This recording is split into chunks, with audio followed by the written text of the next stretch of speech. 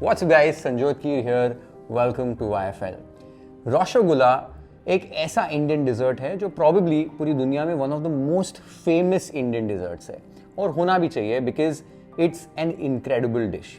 और रसगुल्ला के ना कई सारे वैरायटीज़ भी होती हैं और उन वैरायटीज़ में मेरे लिए एक ऐसी वैरायटी है जो उस लिस्ट को टॉप करती है और उस रेसिपी का सबसे इम्पॉर्टेंट इंग्रेडिएंट है nolen gur. Nolen gur literally translates to new jaggery यानी कि नया गुड़ and the reason for that is कि एक फ्रेश वैरायटी ऑफ गुड़ होता है। वेस्ट बंगाल रीजन में एक specific variety of date palm tree होते हैं जिसमें से ये गुड़ को कलेक्ट किया जाता है। बेसिकली विंटर के मौसम में ये ट्री के अंदर ये सैप थोड़ा सा ज़्यादा होता है तो एक स्लिट लगा दिया जाता है, रात में एक अर्दन पॉट लगा देते हैं जिसमें ये सैप को रात भर कलेक्ट कर लिया जाता है। फिर अर्ली मॉर्निंग जब डॉन होती है उस समय इस सैप को कलेक्ट कर लेते हैं, स्लो फायर पे चढ़ा देते हैं और रिड्यूस कर लेते हैं और फिर इससे एक फजी सा गुड़ तैयार हो जाता है जिसको बोलते हैं नॉलेन गुड़। और इस गुड़ का जो फ्लेवर है ना, इट्स नॉट ऑर्डिनरी। ये सिर्फ मीठा नहीं होता है, it has flavour notes of toffee, dark caramel, थोड़ी सी बिटरनेस होती है, बैकग्राउंड में वो हल्की सी फर्मेंटेशन वाले नोट्स होते हैं। It's very complex. इसे जब आप टेस्ट करोगे ना, you will understand how incredible this ingredient is, and I'm guaranteeing you guys that this is going to be one of the best rasagullas you would have cooked at your home. And if you haven't subscribed to the channel yet, subscribe to YFL right now to watch more such beautiful delicious recipes on the channel. Now let's see how this beautiful variety of rasgulla, Nolen Guder rasgulla, is made at home. तो सबसे पहले हमको एक बड़ी सी कढ़ाई में 1 cup nolen गुड़ add करना है, साथ ही में 2 कप यानी कि डबल क्वांटिटी में पानी ले लेना है। नॉलेन गुड़ 2 फॉर्म्स में मिलता है। ये मैंने थोड़ा सा जो सॉफ्ट फजी नॉलेन गुड़ मिलता है वो यूज़ किया है, लिक्विड फॉर्म में भी मिलता है बट इस रेसिपी के लिए ये पर्टिकुलर जो नॉलेन गुड़ का फॉर्म है ये ईजी टू हैंडल होता है तो मैं यही यूज़ कर रहा हूँ। अब आपको गुड़ को बस स्टर करके मेल्ट कर लेना है। यहाँ पर एक चीज़ का ध्यान देना है, गुड़ को हमको बहुत ज़्यादा पकाना नहीं है, उबालना नहीं है, नहीं तो इसमें बहुत जल्दी बिटरनेस आ जाती है। तो बस इसको मेल्ट कर लीजिए। एक बार ये इस तरीके से मेल्ट हो जाए तो हमारा जो नॉलेन गुड़ वाला लिक्विड है वो बनकर तैयार हो गया है। गैस को स्विच ऑफ कर देना है और इसको एक बोल में ट्रांसफर कर देना है, जो बोल में लास्ट में हम रसगुल्ला को सोक करेंगे। तो यहाँ पर हमारा नॉलेन गुड़ वाला लिक्विड बनकर तैयार हो गया है। अब छेना बनाने के लिए एक दूसरी कढ़ाई ले लीजिए और इसमें 1 litre full fat buffalo milk यानी कि भैंस का दूध मैंने ले लिया है। गैस को शुरू कर देना है और दूध को आपको बीच बीच में चलाते हुए एक लाइट सिमर पे, एक हल्के से उबाल पर लेके आना है। स्टर इसलिए कर रहे हैं कि दूध नीचे लगे नहीं। एक चीज इंपॉर्टेंट है कि दूध को आपको एक रोलिंग बॉईल पर नहीं लाना है, बस हल्के से ही उबाल पर ले आना है। इसको आप नोट कर लीजिए। साइड में 2-3 चीजें करनी है। सबसे पहले एक बोल में विनेगर और पानी का मिक्सचर बनाना है। तो मैंने 3 टेबलस्पून विनेगर और 3 टेबलस्पून पानी को मिला दिया है। विनेगर को डाइल्यूट करने से जब छेना हम बनाते हैं तो उसको शॉक नहीं लगता है, तो छेना थोड़ा सा सॉफ्ट बनता है। साइड में एक बोल का ऐसा सेटअप बना लेना है हमको। एक बोल के अंदर एक छन्नी ले लीजिए और साथ में मसलिन क्लॉथ, मलमल का कपड़ा ऐसे डबल करके रख दीजिए। इसमें हम छेना को स्ट्रेन कर लेंगे। साथ ही में एक जग भर के ठंडा आइस कोल्ड पानी लिया है जिससे हम छेना को वॉश करेंगे, जिससे उसकी कुकिंग प्रोसेस रुक जाएगी और जो विनेगर की सावरनेस है वो निकल जाएगी। ये सेटअप आपने बाजू में तैयार कर लेना है और दूध को आपने चेक कर लेना है। दूध में एक बार ऐसे हल्का हल्का उबाल जब आ जाए, आप देख सकते हो एकदम लाइट सिमर आ गया। इस स्टेज पर गैस को बंद कर देना है और 2 मिनट के लिए यहाँ पर आपको दूध को स्टर करना है और टेम्परेचर को थोड़ा सा स्टेबलाइज करना है। ये भी छेना की सॉफ्टनेस के लिए इंपॉर्टेंट है। एकदम उबलते हुए दूध को जब आप कर्डल करते हैं, छेना थोड़ा सा स्टिफ बनेगा, सॉफ्ट नहीं बनेगा और रसगुल्ला भी हमारे फिर सॉफ्ट नहीं बनेंगे। ये चीज़ को भी आप नोट कर लीजिए। 2 मिनट में एक बार आपका टेम्परेचर जो है दूध का वो स्टेबलाइज हो जाए, इस स्टेज पर विनेगर वाला मिक्सचर हमको धीरे धीरे ग्रेजुअली ऐड करना है। ये भी इंपॉर्टेंट है और हल्के हाथों से स्टर करना है, विगरसली स्टर नहीं करना है। बेसिक आइडिया यही है कि शॉक नहीं करना है हमको, दूध को धीरे धीरे कर्डल करना है। आप देखेंगे दूध एकदम आराम से कर्डल हो जाएगा। इस तरीके से वे एकदम से अलग हो जाएगा। इस स्टेज पर इसमें हमें और विनेगर नहीं ऐड करना है और ज़्यादा स्टर नहीं करना है, इसको हमें स्ट्रेन कर लेना है। तो जो हमने मलमल के कपड़े वाला सेटअप बनाया था उसकी मदद से इसको स्ट्रेन कर लीजिए। स्ट्रेन करते ही हमें आइस कोल्ड पानी से इसको धो लेना है। तो 2-3 बार धो लीजिए बोल को आप चेंज करना चाहें तो चेंज कर सकते हैं। थोड़ा सा साफ हाथों से इस तरीके से धो लीजिए। छेना आपका एकदम ठंडा हो जाना चाहिए, रूम टेम्परेचर पे आ जाना चाहिए।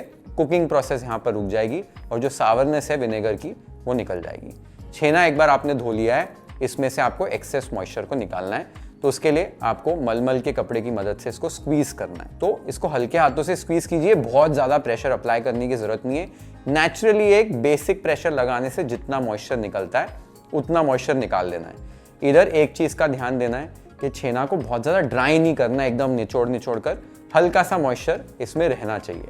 आप देख सकते हो यहाँ पर मैं प्रेशर लगा रहा हूँ तो एक एक ड्रॉप ही यहाँ पर गिर रहा है, यानी कि परफेक्टली हमने मॉइस्चर निकाल लिया है। आपको एक बार दिखा देता हूँ, ये आप देख सकते हो छेना हमारा बनकर तैयार हो गया है। और मैं जब इसको ऐसे अपने हाथों में ले रहा हूँ तो हल्का हल्का मॉइस्चर मेरे को फील हो रहा है, एकदम ड्राई नहीं है। छेना हमारा परफेक्ट बना है। एक बार आपका छेना रेडी हो जाए तो यहाँ पर ना एक गीला कपड़ा ले लीजिए, डस्टर को गीला कर लीजिए और उसके ऊपर एक बड़ी सी परात या प्लेट ले लीजिए और छेना को इसमें ट्रांसफर कर दीजिए। अब यहाँ पर हमें थोड़ी सी मेहनत करनी है। छेना को हमको मथना है, मथना यानी कि मसलना है। जो हमारे पाम का ये हील वाला हिस्सा होता है, इसकी मदद से आपको छेना को मथना है। तो थोड़े थोड़े छेने को आप ऐसे against the plate, against the परात ऐसे मसलोगे, अपने हाथों से अच्छे से मसलना है कि वो जो ग्रैन्यूल्स हैं आपके छेने के वो सेपरेट हों। स्टार्टिंग में आपको दिखेगा कि जो छेना ऐसे अलग अलग होगा, छुट्टा छुट्टा होगा। जैसे इसको आप मसलते जाओगे ये कंबाइन होगा, बाइंडिंग आएगी इसमें, एकदम सॉफ्ट हो जाएगा और जुड़ जाएगा। तो आप देख सकते हो 2-3 बार इसको मथने के बाद या आधा पोर्शन आप देख सकते हो कैसे जुड़ रहा है, ऐसे जुड़ना शुरू हो जाएगा। और यहाँ का देखो पोर्शन, ये थोड़ा सा खुला खुला सा है। आपको इसको इसे मैश करना है और एक साथ ले आना है जब तक कि ये बाइंडिंग हो जाए। ये ध्यान देना है ओवर मैश नहीं करना है कि इसमें से फैट कंप्लीटली सेपरेट हो जाए। बस एक बार ये जुड़ जाए यानी कि आपका प्रोसेस यहाँ पर कंप्लीट हो गया। चेक करने के लिए बस थोड़ा सा पोर्शन लीजिए, एक बॉल बन जाए यानी कि रसगुल्ला शेप करने के लिए छेना हमारा परफेक्टली रेडी हो चुका है। इस स्टेज पर सारे छेने को एक साथ ले आइए। एक साथ लाने के बाद इसको इक्वल पोर्शंस में हम डिवाइड कर लेंगे। इजीली इसको डिवाइड करने के लिए मैं वेइंग स्केल पे मेजर कर लेता हूँ। 20 ग्राम्स मेरे को परफेक्ट लगता है। 20-20 ग्राम के पोर्शंस बना लेने हैं। ऐसे कोई भी चीज बना रहे हो जहां पर आपको साइज जो है इक्वल रखना है या किचन के अंदर एक वेइंग स्केल यूज करने से बहुत आसानी हो जाती है। ये हमारी क्योरा की किचन वेइंग स्केल है जो अब जेप्टो पर अवेलेबल है। 10 मिनट में आपके घर पर पहुंच जाएगी, वहां से आप ऑर्डर कर सकते हो। सारे छेना को आपको ऐसे 20-20 ग्राम के पोर्शंस में एक ही बार में डिवाइड कर लेना है, आसानी हो जाती है इसको शेप करने में। एक बार आपने सारा छेना डिवाइड कर लिया है, आपने एक पोर्शन लेना है ऐसे हाथों में और इसको शेप कैसा करना है वो देख लीजिए। स्टार्टिंग में थोड़ा सा प्रेशर अप्लाई करना है। प्रेशर अप्लाई करते हुए गोल गोल अपने दोनों हथेलियों को घुमाना है, इसको रोल करना है। जैसे जैसे इसको शेप करोगे वैसे वैसे प्रेशर रिलीज करना है। आपको एक बॉल बनता हुआ दिखेगा, एकदम स्मूथ सा एक बॉल आपने बना लेना है। ये आप देख सकते हो एकदम ब्यूटीफुल स्मूथ बॉल बन गया है। इसी तरीके से शेप करना है। और एक शेप करके बता देता हूँ। स्टार्टिंग में इसको दबाया, थोड़ा सा प्रेशर अप्लाई करते हुए घुमाया और फिर धीरे धीरे प्रेशर रिलीज किया और ऐसे स्मूथ बॉल ये बन जाएगा। सारे रसगुल्ला इसी तरीके से आपने शेप कर लेने। एक बार आपने सारे रसगुल्ला शेप कर लिए हैं, इनको एक गीले मलमल के कपड़े से आपने ढक देना है कि इनका सरफेस जो है वो ड्राई नहीं हो, नहीं तो ये फटना शुरू हो जाते हैं जब इसको पकाते हैं। तो इनको कवर कर दीजिए। कवर करने के बाद इसको पकाने के लिए हमको एक शुगर सिरप बनाना है। यहाँ पर एक वाइड कढ़ाई ले लेनी है, कोई भी वाइड बर्तन ले लेना है। इसमें आपने 1.5 कप्स शुगर ऐड करनी है और 7 कप्स वाटर ऐड करना है। ठीक है, एक पतला सा शुगर सिरप हम बनाते हैं।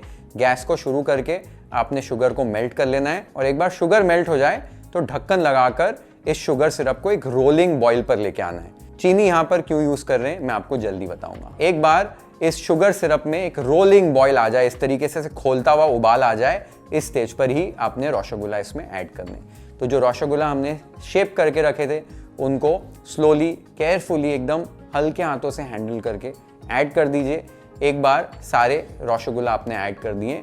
2 मिनट के लिए ओपन फ्लेम पे ही इसको हमें पकाना है, हाई फ्लेम पर, यहाँ पर ढकना नहीं है। 2 मिनट में ये थोड़ा सा स्ट्रक्चर पकड़ेंगे। एक बार इन्होंने स्ट्रक्चर पकड़ लिया है, आपको इसे ढक देना है और ढककर घड़ी लगाकर 12 मिनट के लिए 12 मिनट्स के लिए रसगुल्ला को पकाना है। अब 12 मिनट में ये जो रसगुल्ला है ना एकदम परफेक्टली पक जाएंगे और अभी तक की आपने टिप्स सारी फॉलो की है, बिल्कुल फटेंगे नहीं, एकदम ना साइज इतने इतने बनाए थे, इतने बड़े बड़े हो जाएंगे, स्पॉन्जी एकदम परफेक्ट। शक्कर की जो मैं आपको बात बता रहा था कि चीनी हमने यूज़ की है यहाँ पर रसगुल्ला को पकाने के लिए, उसका एक रीज़न है कि नॉलेन गुड़ जो एक इंग्रेडिएंट है काफ़ी डेलिकेट इंग्रेडिएंट है और इसको जब हम पकाते हैं ना तो बहुत जल्दी बिटर हो जाता है।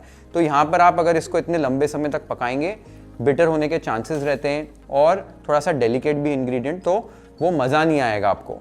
और शुगर में जब आप कुक करेंगे तो रसगुल्ला पकेंगे बेटर, ठीक है।